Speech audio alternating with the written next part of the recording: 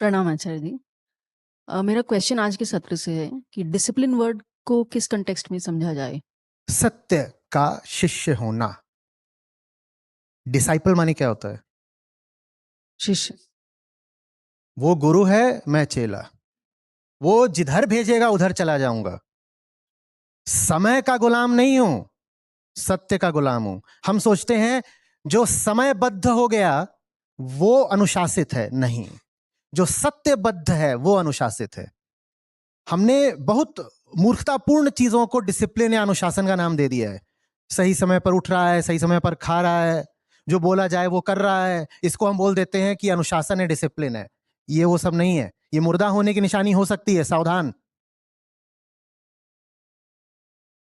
अनुशासन का मतलब होता है आत्मा का शासन, आत्मानुशासन। किसी की नहीं सुनते सत्य के अलावा। घड़ी की तो हाँ, सत्य की खातिर अगर समय की सुननी पड़े तो सुनेंगे, वरना समय क्या है?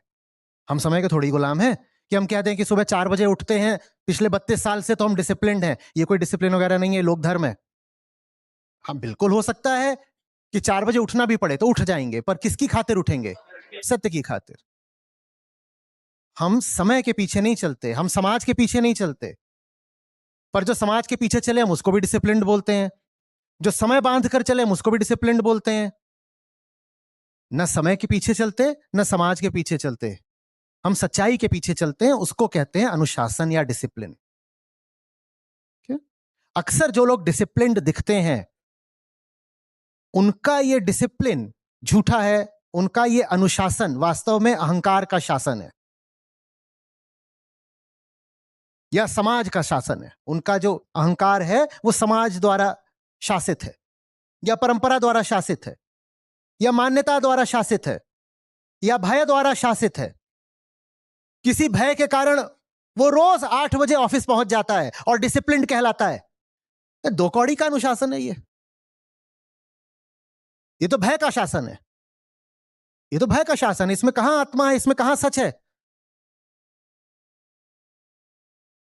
आ रही बात समझ में? हमारा अनुशासन उतना ही बुरा है जितनी हमारी उद्दंडता। दोनों ही अहंकार से आ रहे हैं। कोई बिल्कुल उद्दंड हो, श्रृंखल हो, इधर उधर भगता हो तो हम कहेंगे देखा बेकार भाई, उसका अहंकार बोराया हुआ है, मचल रहा है, तो वो इधर उधर कभी निकलता है, कभी गिरता है, कभी भागता है, तो हमें दिख जाता है कि ये तो बेकार है इसकी जिंदगी।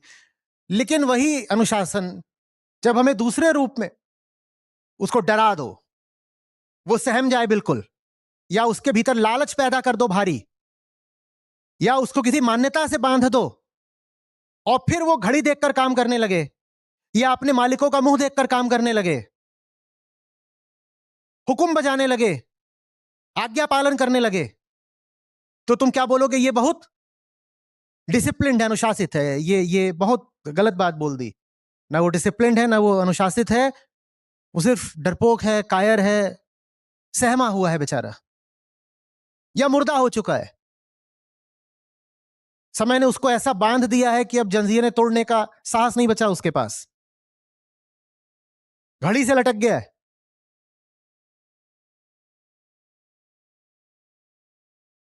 आ जाते हैं आका लोग उनके सामने, जी जी जी, वेरी डिसिप्लिन्ड, वेरी ओबीडियंट।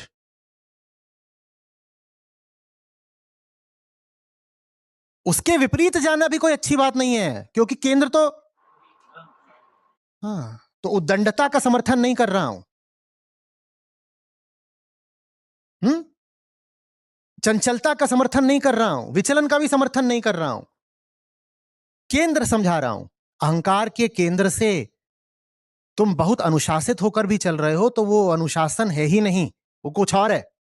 और अहंकार के केंद्र से तुम बहुत मचलते मचलते झूमते झूमते भी चल रहे हो तो वो ऐसी ही चीज है जैसे कि झूठा अनुशासन। Acharya ji, I have a daughter 7 years की वो है, तो जैसे स्कूल का जो करिकुलम चलता है उसके हिसाब से बहुत ही प्रोग्राम्ड वे ऑफ लाइफ हो गया।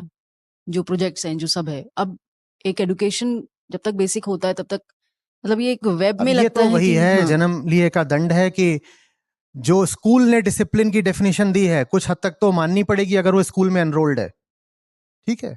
और ये बात दुर्भाग्य की ही है, पर अब चूंकि वो स्कूल में है तो स्कूल ने जो नियम तय करे हैं, इतने बजे आओ, ये काम करके आओ, ये ड्रेस पहन कर आओ, ये सब मानने पड़ेंगे अगर है स्कूल में। तो फिर ये कर सकते हैं कि जो भी कुछ वो कर रही है उसको कम से कम जानती चले।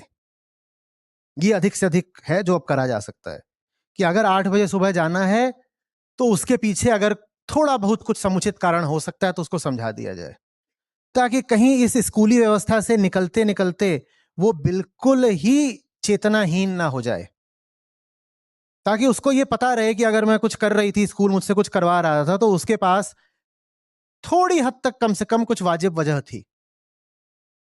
तो आगे चलकर भी फिर वो कर्म के पीछे वजह पूछेगी तो सही ना। पर अगर आपने वजह का सवाल ही गायब कर दिया और कह दिया कि स्कूल का नियम है, ऐसा करना है तो करना है, तो फिर वो आगे भी जिंदगी में कोई सवाल नहीं पूछने वाली। वो भी बस यही कहेगी कि जिंदगी का नियम है, ऐसा करना है तो करना है। क्योंकि आचार्य जनरली बच्चे मिरर की तरह यूज करते हैं हमको, जो मैं करूंगी एग्जैक्टली शील डू दैट। तो मैं खुद अगर नहीं, ये कोई बहुत अच्छी बात नहीं नहीं, है। मतलब this is the default thing which I am हाँ, तो हमें ऑब्जर्विंग। डिफॉल्ट से उनको आगे ले जाना, यही पेरेंटिंग है, यही पेरेंटिंग है ना। बच्चे माँ बाप को कॉपी करते हैं, ठीक है, अनुगमन करते हैं, ऐसे ये सब करते हैं, तो ठीक है, वो उनकी पैदाइशी वृत्ति है। पर फिर माँ बाप का भी तो कुछ काम है ना, कि बेटा आप वो करोगे जो आपके लिए सही है, आप वो करोगे जो आपके लिए सही है। एक एक पेंटिंग है, मेरे घर में हुआ करती थी, छोटी सी लड़की है, इतनी फ्रॉक पहने हुए है, और एक इतनी बड़ी उसकी माँ की सैंडल है, उसमें उसने ऐसे पाँव डाल रखा है, हील वाली, ठीक है। वो देखने में क्यूट लगती थी, लगी हुई थी।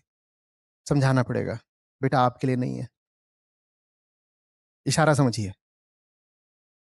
आत्मज्ञान ऐसी तो शुरू होता है ना, मुझे पता हो मेरे लिए क्या है। आत्मज्ञान नहीं होगा तो मैं जीवन भर दूसरों की बस नकल करूंगी, नकल करूंगी, क्योंकि अपना तो पता ही नहीं है, तो मम्मी की सैंडल पहन लूंगी और बड़ा अच्छा लगेगा कि मम्मी की सैंडल पहन ली, है थैंक ना। यू, दैट हाँ, was illuminating. Thank you. Thank you.